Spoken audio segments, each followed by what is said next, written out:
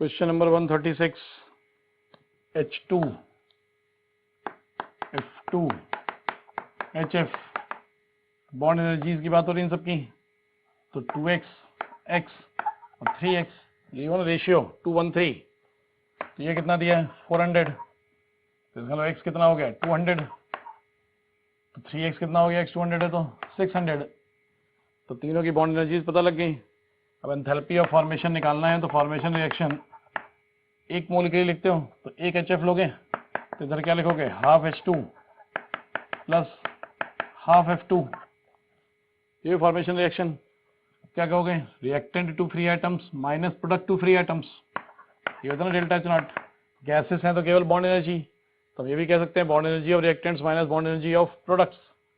तो half H2 400 half F2 200 minus HF 600। तो कितना आएगा ये -300। तो ये आंसर फोर्थ 137। सिंपल क्वेश्चन है। बीच में जो लिखा है कि वॉल्यूम डबल्स टेम्परेचर राइजेस कोई काम ही नहीं है। डायरेक्ट तुम्हें Q कितना दिया हुआ है +300 W -200 यूनिट सेम है दोनों। हीट एब्जॉर्ब हो रही है तो पॉजिटिव में। Work done on the surrounding कह रहे हैं। Work done on the surrounding मतलब बाय द सिस्टम मतलब वर्क इसमें लोगे माइनस में। तो वर्क माइनस में ले लें Q प्लस में ले लें। डायरेक्ट फर्स्ट लगा तो Q प्लस W आ जाएगा ना +100 कैलोरी। सिंपल क्वेश्चन है। Delta H not always negative. तो याद रखना था एंथैल्पी ऑफ सॉल्यूशन बताया था ना पॉजिटिव भी हो सकता है और नेगेटिव भी। एंथैल्पी ऑफ हाइड्रोजनेशन बताया था always negative. Enthalpy of reaction तो कुछ भी हो सकती है डिपेंड करेगा पॉजिटिव या नेगेटिव। एंथैल्पी ऑफ ट्रांजिशन वो भी डिपेंड करेगा। अब सॉलिड से लिक्विड बनाओगे तो एंडोथर्मिक, लिक्विड से उल्टा सॉलिड बना रहे होगे तो वो भी क्या होगा एक्सोथर्मिक। तो ट्रांजिशन तो डिपेंड करेगा ना कि किस स्टेट से किस स्टेट पे जा रहे हो। सॉलिड से लिक्विड, लिक्विड से गैस ऑलवेज एंडोथर्मिक। उल्टा कर दो गैस से लिक्विड, लिक्विड से सॉलिड ऑलवेज एक्सोथर्मिक। एलोट्रॉप्स का ट्रांजिशन करेगा तो डिपेंड करेगा कौन ज्यादा स्टेबल एलोट्रॉप है और कौन कम स्टेबल एलोट्रॉप है। एक्सटेंसिव इंटेंसिव तो याद ही होना चाहिए। वॉल्यूम और एंट्रोपी कहा था ना एक पूरे सिस्टम के लिए प्रॉपर्टी एज्यूम कर लो और आधे सिस्टम के लिए अगर पूरे सिस्टम की प्रॉपर्टी और आधे सिस्टम की प्रॉपर्टी सेम है तो इंटेंसिव। अगर आधे सिस्टम के लिए प्रॉपर्टी हाफ हो जाए तो एक्सटेंसिव। तो वॉल्यूम अगर पूरे सिस्टम का x है तो आधे का x/2 हो जाएगा मतलब एक्सटेंसिव। एनर्जी के सारे टर्म्स एक्सटेंसिव होते हैं चाहे एंट्रोपी हो, चाहे एंथैल्पी हो, चाहे इंटरनल एनर्जी हो, वर्क, हीट, सारे एनर्जी टर्म्स क्या होते हैं एक्सटेंसिव। वही एनर्जी टर्म्स अगर हम पर यूनिट अमाउंट डिफाइन करते हैं तो इंटेंसिव हो जाते हैं। कि एंथैल्पी कहोगे तो एक्सटेंसिव है लेकिन अगर एंथैल्पी ऑफ फॉर्मेशन कह दोगे तो पर मोल हो जाएगी तो इंटेंसिव हो जाएगी। 140 तो रिएक्शन लिखनी थी। Heat of solution of BaCl2.2H2O solid BaCl2 aqueous plus 2H2O। इसका डेल्टा H नॉट कितना दिया हुआ है 200 किलो जूल। BaCl2 का हाइड्रेशन तो BaCl2 plus 2H2O gives BaCl2.2H2O। Hydration मतलब एनहाइड्रस सॉल्ट को हाइड्रेटेड सॉल्ट में कन्वर्ट करना। -150 हो गया। पूछा क्या है BaCl2 का सॉल्यूशन तो BaCl2 solid gives BaCl2 aqueous. तो BaCl2 सॉलिड सिर्फ किससे मिल रहा है ओनली सेकंड सेम साइड है। इक्वेशन 2 BaCl2 एक्वस किससे मिल रहा है ओनली फर्स्ट सेम साइड है तो 2 + 1 हो गया। तो आंसर क्या आएगा +50 141। तो जो भी हीट ऑफ न्यूट्रलाइजेशन होता है वो किसके लिए होता है 1 मोल H प्लस और 1 मोल OH माइनस। इनके लिए कितना दिया हुआ है 57। ये दिया हुआ है HNO3 कितना है 0.5 मोल तो H प्लस कितना हुआ 0.5 मोल। बेरियम हाइड्रोक्साइड 0.1 मोल है तो OH माइनस कितना हुआ 0.2 मोल। डबल करोगे तो न्यूट्रलाइज कितना होगा 0.2। इसका 0.5 इसका 0.2 मिक्स करोगे तो न्यूट्रलाइज कितना होगा 0.2। 1 मोल के न्यूट्रलाइजेशन के लिए 57 है तो 0.2 न्यूट्रलाइज होगा तो 57 इंटू 0.2 42। एक रिवर्सिबल पाथ और एक irreversible path, which of the following relation could be correct. तो डायरेक्ट पढ़ा था हमने कि एंट्रोपी तो स्टेट फंक्शन है, एंट्रोपी अगर स्टेट फंक्शन है तो delta S reversible equal to delta S irreversible रहेगा। लेकिन याद करा था ना हमने कि फार्मूले में तो हमेशा क्यू रिवर्सिबल बाई टी ही रहता है, यहाँ पर क्यू इरिवर्सिबल नहीं लिख सकते, इधर चाहे रिवर्सिबल बोलो चाहे रिवर्सिबल, क्योंकि स्टेट फंक्शन है। लेकिन क्यू हमेशा कौन सा लेना होता है, रिवर्सिबल। तो एज इट इज याद करवाया था। 143 डेल्टा एस सिस्टम दिया हुआ है और डेल्टा एस सराउंडिंग दिया हुआ है। पूछा क्या है,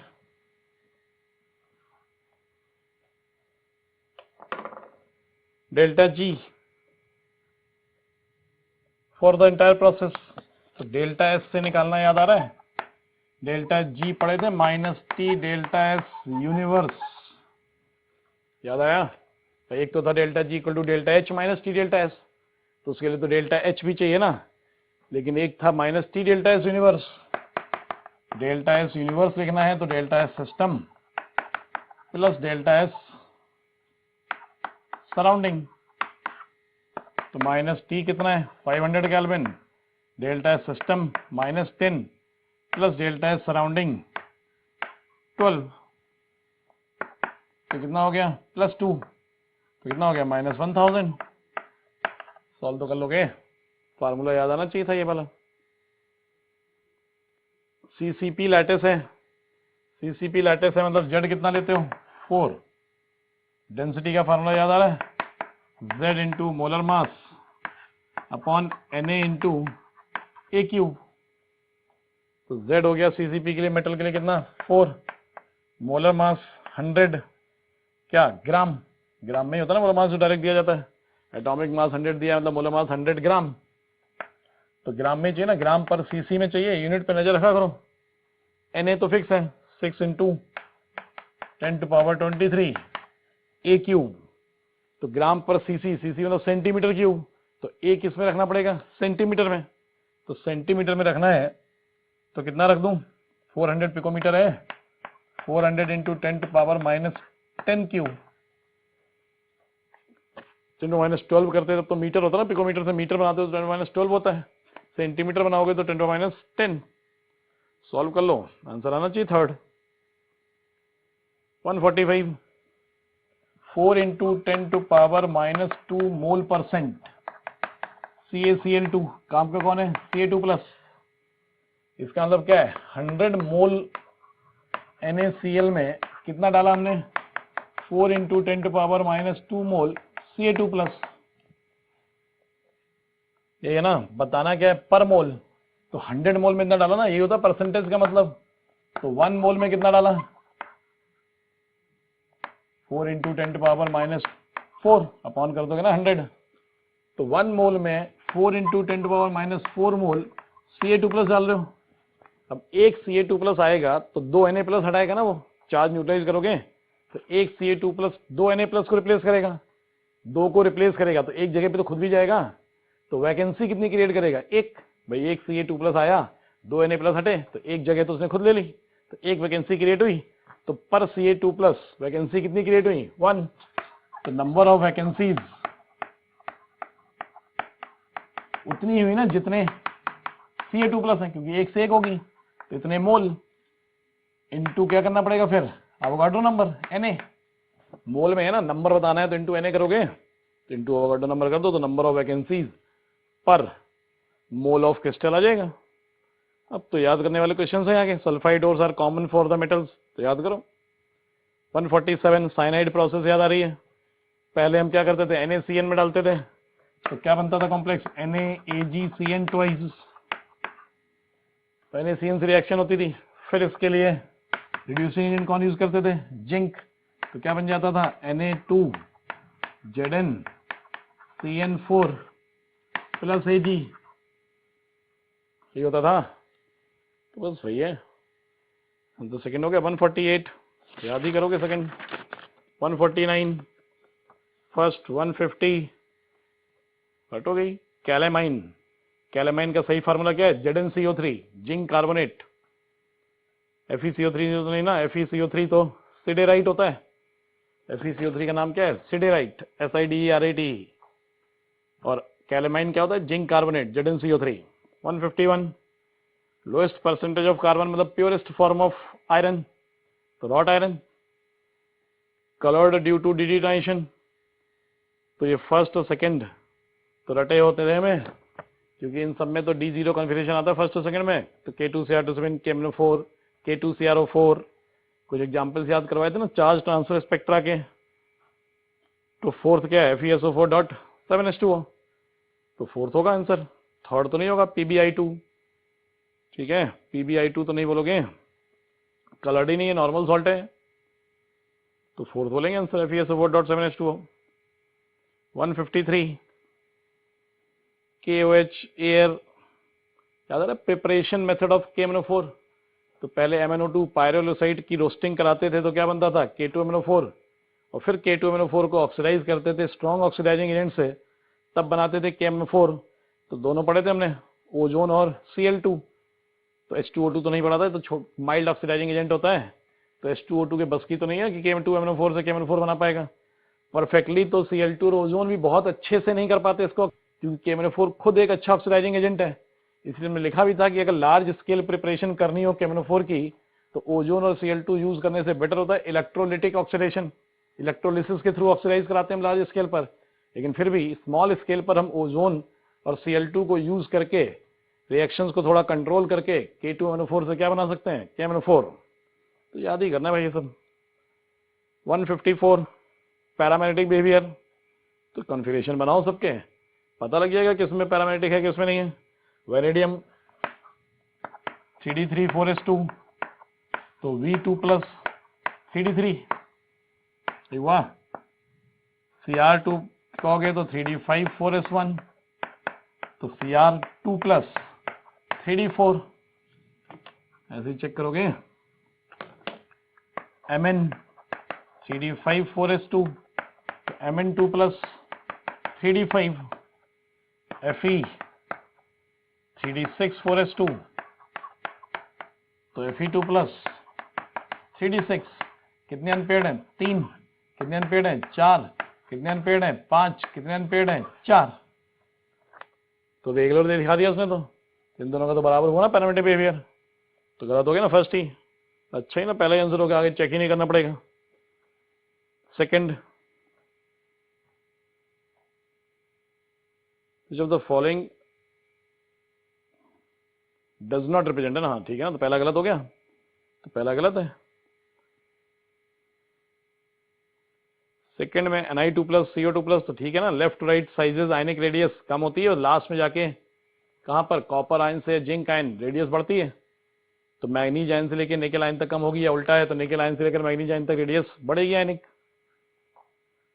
solubility in aqua solution, stability होगा, हाँ स्टेबिलिटी इन एक्वा सॉल्यूशन, तो ये सब याद है हमें। Cr3 प्लस, वैसे तो हमने कहा था Cr3 प्लस मोस्ट स्टेबल मानते हैं एक्वा सॉल्यूशन में, लेकिन उसमें हमने बाकी नहीं लिया था ना, स्कैंडियम नहीं लिया था। तो मैंने बताया था अगर स्कैंडियम 3 प्लस ऑप्शन हुआ तो मोस्ट स्टेबल माना जाएगा, क्योंकि स्कैंडियम तो किसी और में कन्वर्ट होता ही नहीं है। Cr3 प्लस तो फिर भी Cr2 प्लस में जाता है, लेकिन Cr3 प्लस से Cr2 प्लस जाने का जो इलेक्ट्रोड पोटेंशियल था वो मोस्ट नेगेटिव था, -0.41, इसलिए हमने कहा था Cr3 plus is most stable in aqua solution. लेकिन मैंने कहा था साथ में Sc3 प्लस ऑप्शन में नहीं है, तो थर्ड हो गया आंसर। पहले तो ये तुम्हें चाहिए ही नहीं थे, बस तुम पहला सिंपल से चेक कर लेते, उसी से काम चल जाता।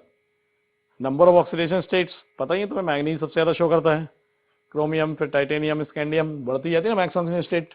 टाइटेनियम मैक्सिमम +4 तक जा सकता है, स्कैंडियम की तो +3 ही होती है, क्रोमियम +6 तक जा सकता है, मैग्नीज +7 तक जा सकता है।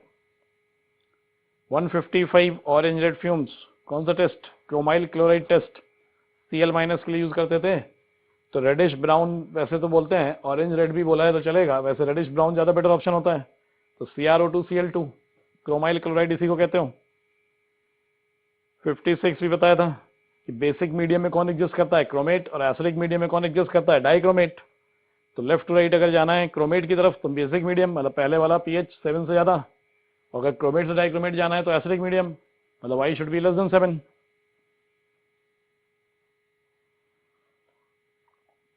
What is the ratio of weights liberated at cathodes when the same current is passed through two solutions of ferric and ferrous salts arrange in series for a given time interval, तो ferric पहले बोला है, दूसरा ferrous Fe2 plus, same electricity pass कराओगे तो equivalents क्या होंगे, same. Same electricity में क्या बोलते थे हम, इक्विवेलेंट सेम। मास कंपेयर करना है तो इक्विवेलेंट को कंपेयर करना पड़ेगा, कन्वर्ट करना पड़ेगा इसमें मोल्स में, तो इक्विवेलेंट से मोल्स आओगे तो क्या कहते हो, इक्विवेलेंट्स अपॉन एन फैक्टर, तो 1/3 1/2 मेटल का एन फैक्टर उसकी वैलेंसी, तो सेम इक्विवेलेंट्स बोलोगे फिर इक्विवेलेंट से मोल्स बनाओगे तो रेशियो आ जाएगा ना 2:3। 58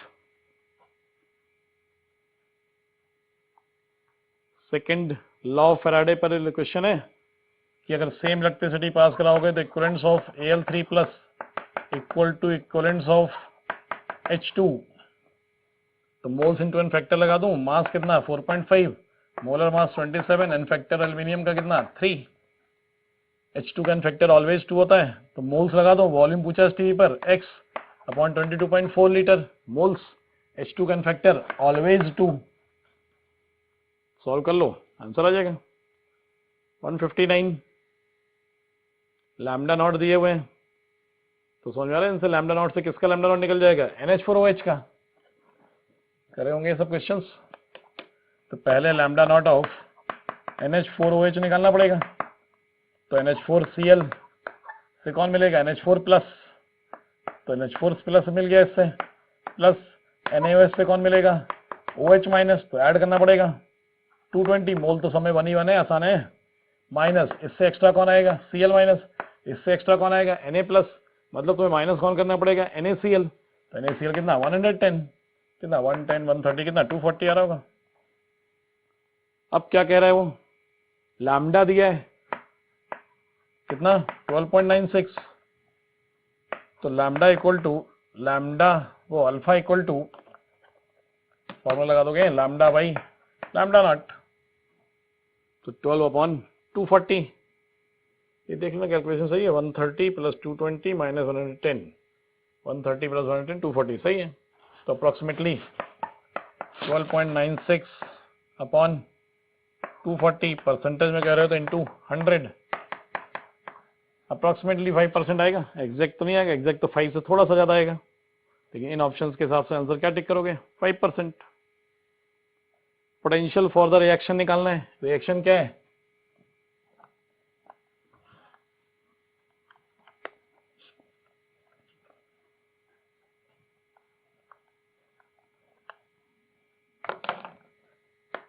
Sn plus 2Fe3 plus gives 2Fe2 plus plus Sn2 plus, ये तो सॉलिड है, बाकी सब एक्वस है,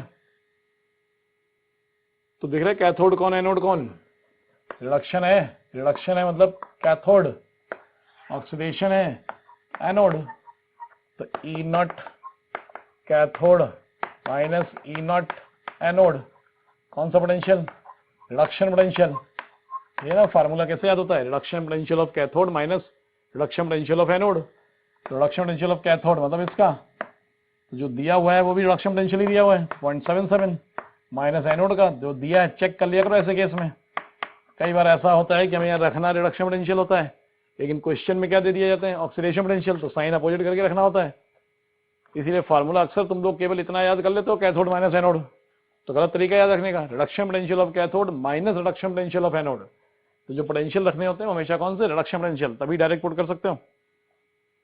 161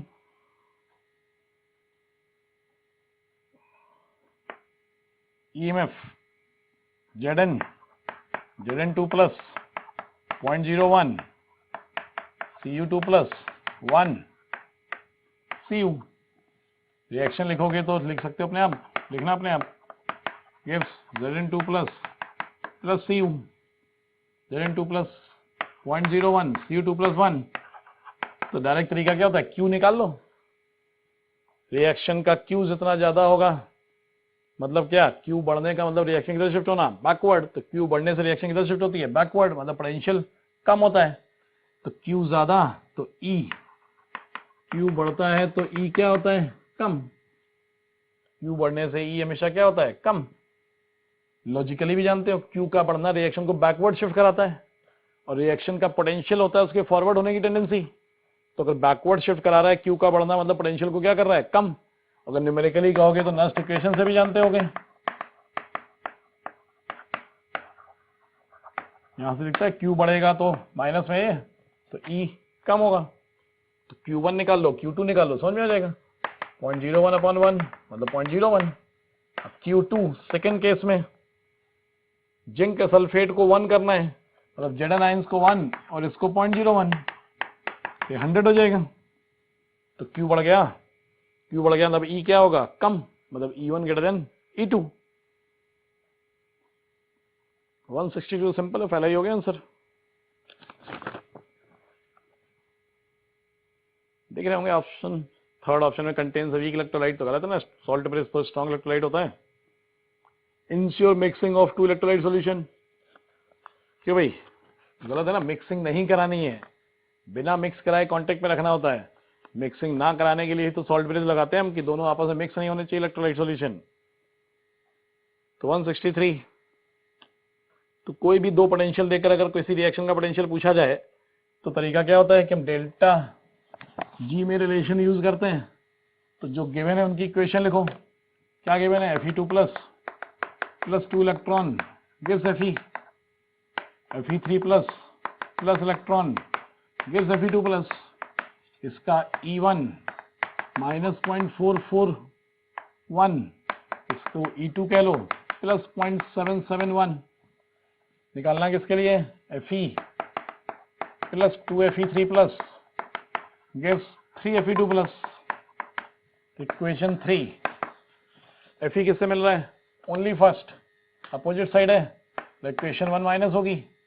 Fe3 प्लस किससे मिल रहा है, ओनली सेकंड, अपोजिट साइड है ये भी, नहीं सेम साइड होगी ना, तो सेम साइड है, प्लस कितने मोल चाहिए, 2, 1, तो ट्वाइस ऑफ 2, तो -1 प्लस ट्वाइस ऑफ 2। तो क्या होता था रिलेशन की, जो रिलेशन इक्वेशन में है डायरेक्ट करने का तरीका ये था, वही रिलेशन n इंटू ई में होगा। तो इक्वेशन 3 मतलब क्या, n3 3, इक्वेशन 1 तो -n1e1 प्लस ट्वाइस ऑफ 2 मतलब ट्वाइस ऑफ n2e2, ठीक है। तो E3 निकालना है, n3 नीचे चला जाएगा, n3 चेक कर लो, तो Fe से Fe2 प्लस कितने का चेंज है, 2 का, एक ही Fe है, इसका मतलब नेट चेंज कितने का, 2 का, माइनस माइनस प्लस कर दूं डायरेक्ट, प्लस n1 कितना है दिख रहा है आराम से 2, तो 2 इंटू 0.441, माइनस प्लस मैंने पहले ही कर लिया, प्लस 2 तो n2 कितना है, 1 है, एक इलेक्ट्रॉन दिख रहा है 1, और E2 कितना 0.771। इसको सॉल्व कर लो तो जो आंसर होना होगा वो आ जाएगा अपने आप, 24, ठीक है। 164, इनकरेक्ट स्टेटमेंट चेक करना है।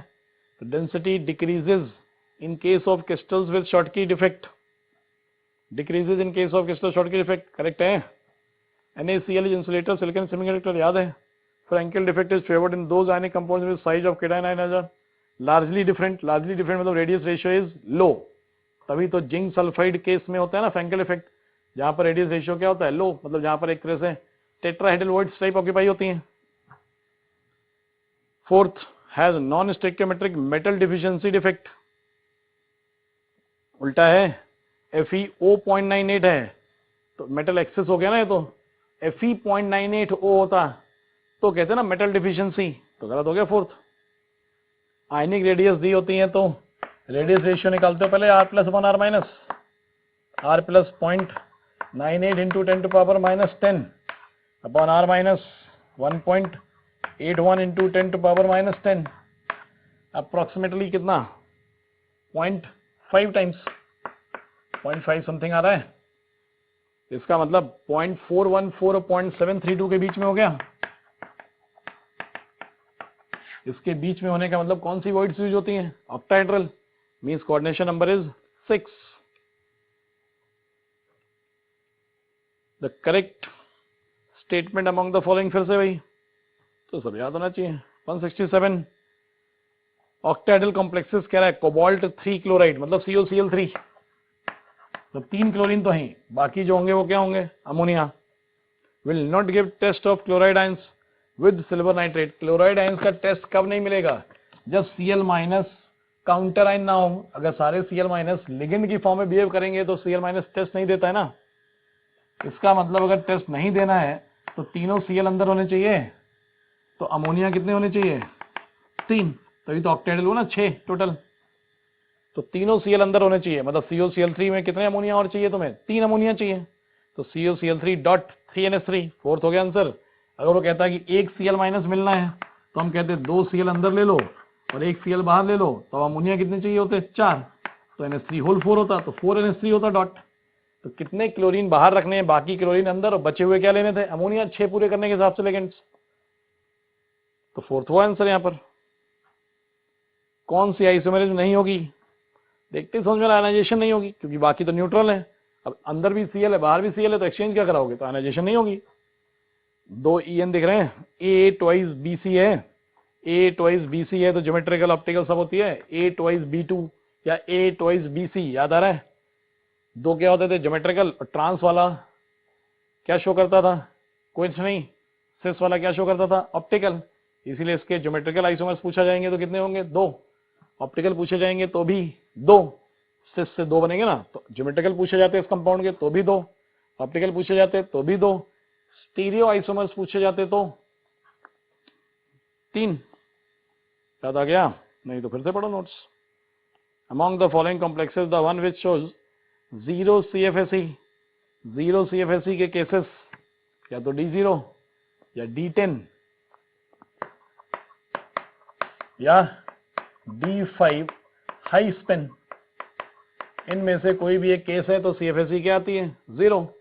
तो Mn3 प्लस, तो 3D4 हो गया, 0 होने का कोई मतलब नहीं। Fe3 प्लस 3D5 हुआ। और वाटर की प्रेजेंस में कहोगे ना 3D with weak ligand, 3D with weak ligand कौन सा केस हो गया? हाई स्पिन का। समझ में आ गया? थर्ड हो ही नहीं सकता। कोबाल्ट 2 प्लस तो 3D7, कोई भी केस हो, चाहे लो स्पिन हो चाहे हाई स्पिन हो, 0 तो नहीं आएगी। कोबाल्ट 3 प्लस 3D6, तो केवल एक ही केस था। D5 भी एक ही था, लो स्पिन हाई स्पिन तो बाद की बात है। तो D5 हाई स्पिन का केस होगा या D10 या D0, तभी CFSE क्या हो सकती है? 0। 170 correct statement. Monovalent gold complex, monovalent मतलब 1 वैलेंसी, 1 वैलेंसी मतलब Au पे +1। Au क्या? D10S1 होता है, एक निकल गया मतलब 5D10। गोल्ड कहोगे तो ये, गोल्ड प्लस कहोगे तो D10, और D10 है तो डायमैग्नेटिक तो हो गई होगा, तो डायमैग्नेटिक है। Bivalent gold complexes coordination number 4 are paramagnetic, तो सही हुआ। बाइवेलेंट गोल्ड 2 प्लस हो जाएगा तो 5D9, 5D9 हुआ। 5D9 है मतलब पैरा तो हर हालत में होना ही होना है।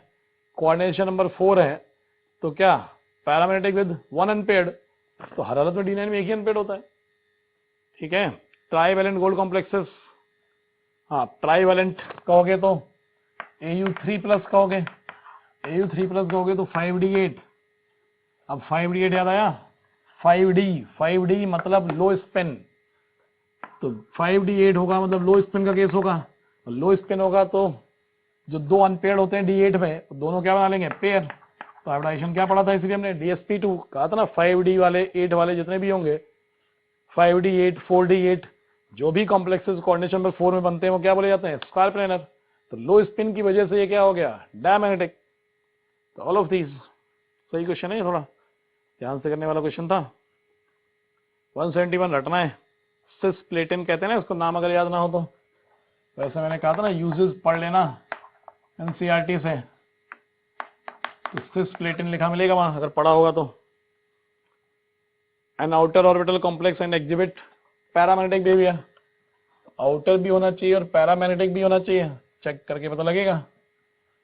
आउटर मतलब sp3d2 टाइप हाइब्रिडाइजेशन दिख रहा होगा।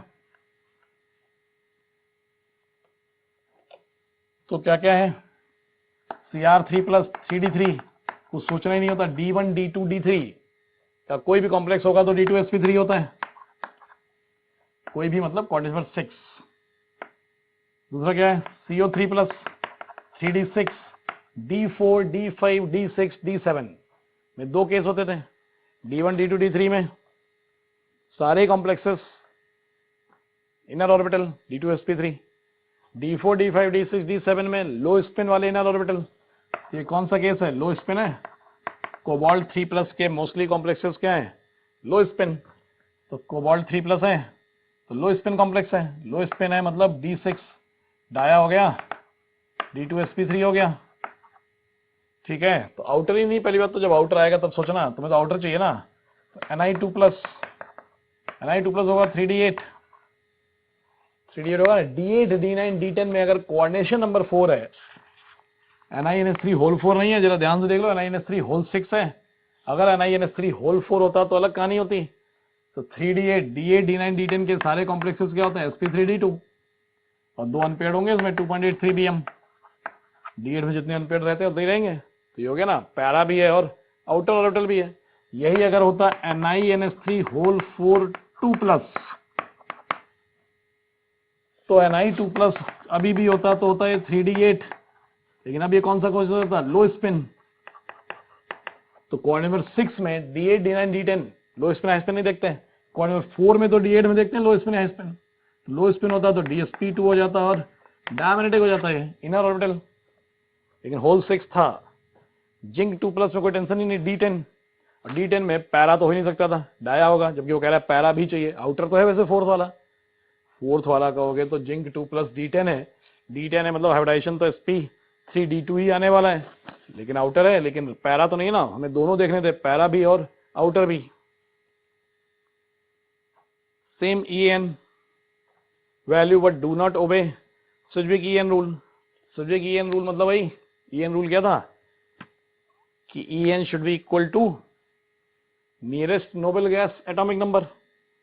तो देखना है कि सेम EN होनी चाहिए, लेकिन सुजविक रूल फॉलो नहीं होना चाहिए, नोबल गैस के इक्वल नहीं होनी चाहिए। तो निकाल के देख लो सब में, पहला FeCO5 26 Fe का 4 0 है, 5 CO से कितने इलेक्ट्रॉन मिलेंगे 10, तो 36 हो गया। EN रूल फॉलो हो रहा है तो वैसे ही छोड़ देते हैं। EN रूल फॉलो एक में भी हो रहा है तो उसे छोड़ दो आगे, हमें तो EN रूल फॉलो नहीं कराना है। सेकेंड में कहोगे तो Fe NS3 होल 6 2 प्लस, तो Fe2 प्लस कहोगे तो कितना 26 प्लस 2 चार्ज है तो 2 इलेक्ट्रॉन कम हो गए, प्लस 6 अमोनिया से कितने मिलेंगे 12 इलेक्ट्रॉन, कितना हो गया 36। यहाँ भी EN रूल फॉलो हो रहा था, तो आगे सेम वाला तो पहले एक कंडीशन तो सेटिस्फाई हो, तो सेम EN तो तब चेक करो जब पहले EN सुजविक रूल फॉलो ना हो रहा हो। तो या तो हो ही रहा है तो छोड़ देते हैं इसको भी। FeH2O होल 5 NO 2 प्लस, ध्यान है यहाँ पे NO प्लस मानते थे, तो आयरन पे कितना निकल के आएगा +1। याद है कौन सा कॉम्प्लेक्स है, ब्राउन रिंग कॉम्प्लेक्स है ये। तो ब्राउन रिंग कॉम्प्लेक्स में NO क्या लेते थे हम, +1, तो Fe पे +1, तो कितना 26 माइनस 1, एक इलेक्ट्रॉन कम हो गया, प्लस मिले कितने 12, कितना हो गया 37। तो अब सुजविक रूल फॉलो नहीं हुआ। अब दूसरे का देखो कि सेम भी चाहिए हमें, तो है ना Mn पे 0 चार्ज है, 25 प्लस कितने मिले 12, ये भी 37।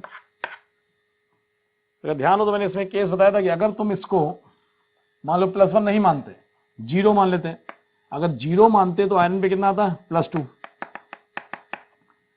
मानते, अगर इसको NO पर 0 मानते तो आयरन में +2 आता, तो 26 माइनस 2, 5 से कितना 10, लेकिन फिर NO को 3 इलेक्ट्रॉन डोनर मानते हैं हम। याद आया कुछ कि NO is a 3 electron donor specially रटा था, तो भी वही आता। अगर तुम इसको 0 मान लेते तो तुम्हें यहां से 3 इलेक्ट्रॉन गिनने पड़ते, अगर तुमने इसको NO प्लस माना है तो 2 इलेक्ट्रॉन गिन रहे हो, NO पे 0 मानते तो 3 इलेक्ट्रॉन गिनते, आता अभी भी वही 37 ही। इसीलिए कहते हैं कि NO को न्यूट्रल माना जाए या NO प्लस माना जाए, उससे EAN पर इफेक्टिव एटॉमिक नंबर पर कोई इफेक्ट नहीं आता है। NO को न्यूट्रल मानो तो 3 इलेक्ट्रॉन काउंट करोगे, NO को +1 मानोगे तो 2 काउंट करोगे, तो EAN सेम आता है। 74 क्रोमियम पे 3 प्लस है, सिंपल है, Cr3 प्लस 3 3d3, तो ध्यान है ना तीनों किसमें जाते हैं, dxy dyz और dxz, तीनों में एक एक इलेक्ट्रॉन जाएगा, तो थर्ड हो गया आंसर। T2G में जाते हैं ना तीनों इलेक्ट्रॉन नीचे वाले। 175 वेवलेंथ हाईएस्ट, वेवलेंथ एब्जॉर्ब मतलब क्या होता था, डेल्टा एब्जॉर्ब होता था, यहां से यहां डेल्टा, यही एब्जॉर्ब होती है ना एनर्जी। तो डेल्टा मैक्सिमम होगा तो वेवलेंथ मिनिमम होगी। तुम्हें चाहिए लैम्डा मैक्सिमम, मतलब क्या, डेल्टा मिनिमम, मतलब मिनिमम स्टेबल यहां पर देखना है तुम्हें कौन था, तो लीस्ट स्टेबल देखना है एक तरह से। तो क्या देखते हो, चार्जेस, तो कोबाल्ट है चारों में दे दिया गया, देखो इसलिए मेटल सेम दे दिया गया। थर्ड और फोर्थ ऑप्शन में नहीं, थर्ड फोर्थ सेकंड सब में ही कोबाल्ट 3+ है, फर्स्ट में क्या है, कोबाल्ट 2+ है। फर्स्ट में कोबाल्ट क्या है, 2+ है, और लिगेंड भी क्या है, वीक है। दोनों बातें दी गई, तुम्हें कोई पंगे वाले क्वेश्चन तो दिए नहीं जाते। थर्ड और फोर्थ में चार्ज, सेकंड थर्ड फोर्थ में परिवार तो चार्ज ही ज्यादा हो गया, ऊपर से लिगेंड भी बेटर है किससे, as compare to first. Ligand भी अच्छे, चार्ज भी बढ़ गया, मतलब डेल्टा बढ़ गया, डेल्टा बढ़ गया मतलब लैम्डा कम। फर्स्ट वाले का स्टेबिलिटी सबसे कम है क्योंकि चार्ज भी कम है मेटल पे और लिगेंड भी वीकर है, तो इनमें से बेस्ट आंसर क्या हुआ, first. 26 iron hydroxide positive sol है। आयरन हाइड्रोक्साइड जो है वो, पहली बात तो क्वेश्चन ने दे दिया, अगर नहीं भी देता तो भी तुम्हें याद होना चाहिए था। हाइड्रोक्साइड, ऑक्साइड, हाइड्रोक्साइड के सॉल्व रटे थे एग्जांपल्स पॉजिटिव, तो कुछ पॉजिटिव और नेगेटिव सॉल्व्स नोट्स में लिखे हुए मिले हुए हैं, तो सब याद करने हैं। उसमें शायद थोड़ा सा मिसप्रिंट भी है, वो बताया गया होगा। उसमें कुछ शायद स्टार्च, गम, जिलेटिन, अगर नहीं ध्यान हो देखना चाहो देख लेना, स्टार्च, गम, जिलेटिन करके एक दो दिए हुए हैं, वो नेगेटिव सॉल्व में होते हैं। तो ये सॉल्व याद है तुम्हें, मेटल सॉल्व सब हम क्या मानते हैं अपनी तरफ से, नेगेटिव। अब पहला ऑप्शन क्या कह रहा हो, मैग्नीशियम क्लोराइड मतलब MgCl2, MgCl2 से अगर कोवलेट कराओगे तो +2 और Cl पे -1, ये किसके लिए यूज होगा, इसके लिए, और ये किसके लिए यूज होगा, इसके लिए। प्लस चार्ज नेगेटिव सॉल्व का कोवलेशन कराएगा और माइनस चार्ज पॉजिटिव कराएगा। प्लस चार्ज ज्यादा है, ये +2 है, ये -1 है, प्लस चार्ज ज्यादा है मतलब इसका कोवलेशन ज्यादा इजियर होगा। तो देखो वैसे लिखा है, magnesium chloride solution coagulates gold sol readily as compare to this, करा तो दोनों को देगा ये, क्योंकि इसमें ये वाला यान यूज हो जाएगा, इसमें ये वाला यूज हो जाएगा, लेकिन इसके कोगुलेशन जल्दी कराएगा ना, क्योंकि इसमें इफेक्टिव आयन जो है वो +2 है, इसके लिए इफेक्टिव आयन जो है वो -1 है। चार्ज ज्यादा तो कोगुलेशन पावर ऑफ आयन ज्यादा, तो इसका कोगुलेशन जल्दी कराएगा एज कंपेयर टू दिस। पहला स्टेटमेंट करेक्ट हो गया। Sodium sulphate solution causes coagulation बोल सर, वो तो कराएगा, कोई भी इलेक्ट्रोलाइट लोगे तो पॉजिटिव नेगेटिव दोनों सॉल्व का कोगुलेशन कराएगा, क्योंकि उसमें दोनों आयन है, केटायन भी है और एनायन भी है। जैसे में ये भी तो दोनों का ही कोगुलेशन करा रहा है, ऐसे सेकंड में भी दोनों का कोगुलेशन कराएगा। Mixing of two sols has no effect, गलत हो गया।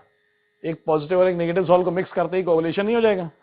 कोगुलेशन के मेथड में ये भी तो था कि दो अपोजिट सॉल्व को मिक्स कर दो, तो थर्ड हो गया इनकरेक्ट। इलेक्ट्रोफोरेसिस से तो कोगुलेशन कराते ही, इलेक्ट्रोफोरेसिस मतलब क्या, इलेक्ट्रिक फील्ड पास करा दो। इलेक्ट्रिक फील्ड पास करा दोगे तो पॉजिटिव सॉल्व होगा तो कैथोड पे जाके पीपीटी बना देगा, नेगेटिव सॉल्व होगा तो एनोड पे जाके पीपीटी बना देगा। 177 क्या कहना है, करेक्ट एंड करेक्ट, करेक्ट देखना है। तो पहले में क्या है, rate of dissociation of adsorbed molecules from the surface does not depend on surface covered, वो तो करेगा, सरफेस जितनी ज्यादा कवर्ड होगी रेट ऑफ रिएक्शन उतना ही ज्यादा होगा, कैटलिस्ट का काम कर रहा है वो तो।